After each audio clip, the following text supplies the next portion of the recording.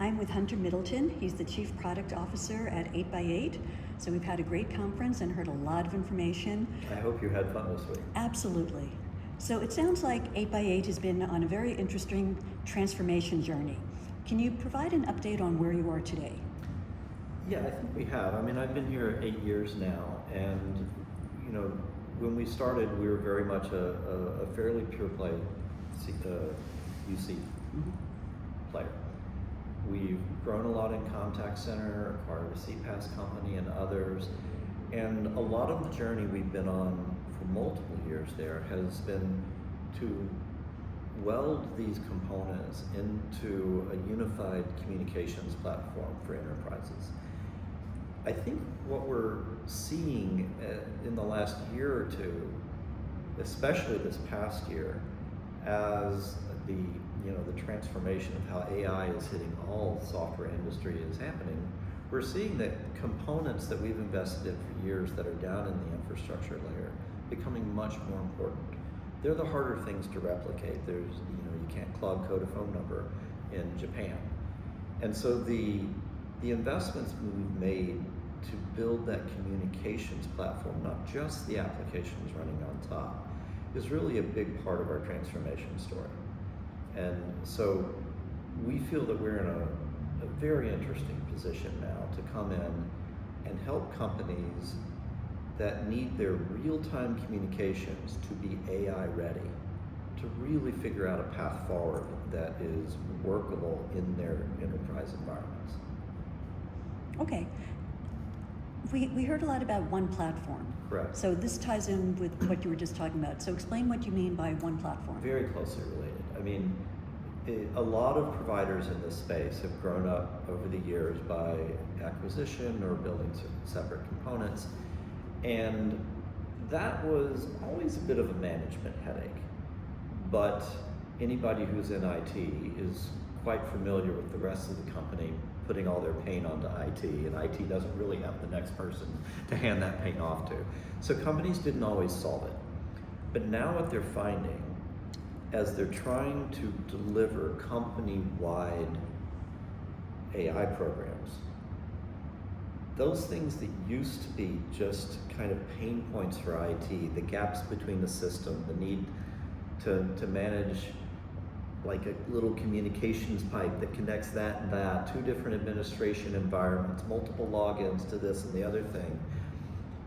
That's a real problem now because the AI has multiple data repositories, the nature of the things that are held there, the definitions don't really agree.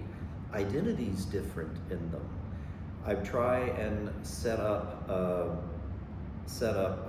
voice bot over here, but it turns out that the bot needs to route the result to somebody over there on a different platform. At this point, companies that have multiple different communications platforms are finding that this is a huge impediment to having a consistent AI-driven customer engagement approach that works across their whole infrastructure. And that's why we see that not just the one platform of bringing your application space together. Which is what we've been talking about for a long time. We've been talking about, exactly, which we have been talking about for a long time, is even extending deeper than that now into your entire communications fabric. So you actually have to think about one platform at a couple of different levels. The application space, it's still helpful to unify, that's where your identity is. But then if you can go even deeper and unify your communications platform, now you have one place to do your recordings. It's seamless across your organization. You can do AI routing of an interaction to whatever application happens to be above it.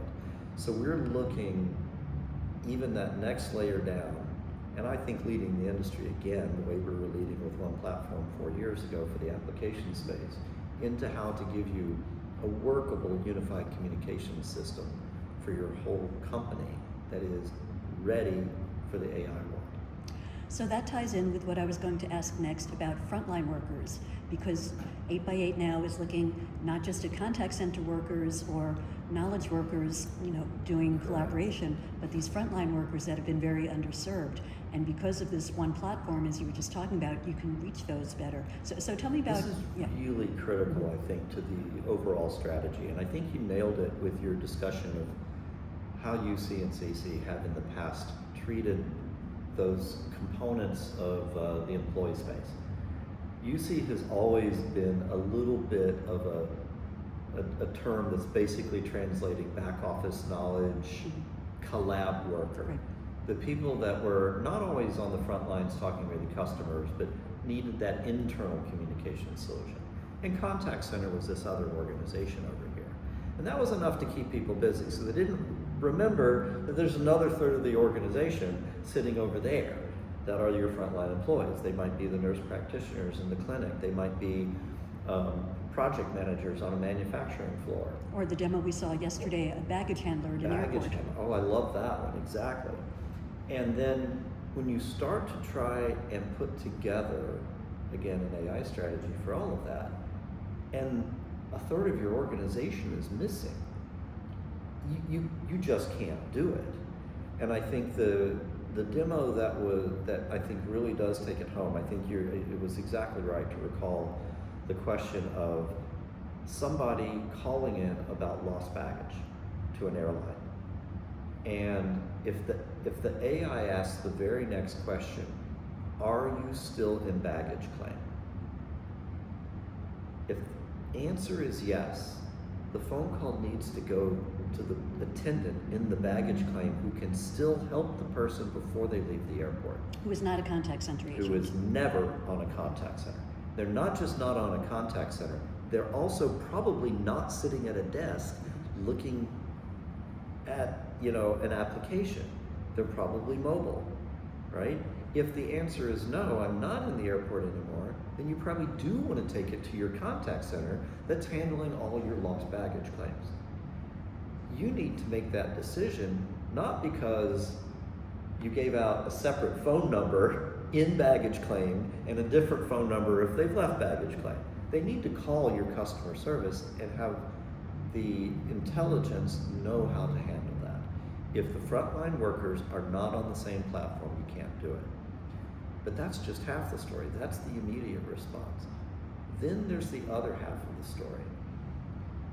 Those frontline workers have always been carrying a really important load on your customer engagement.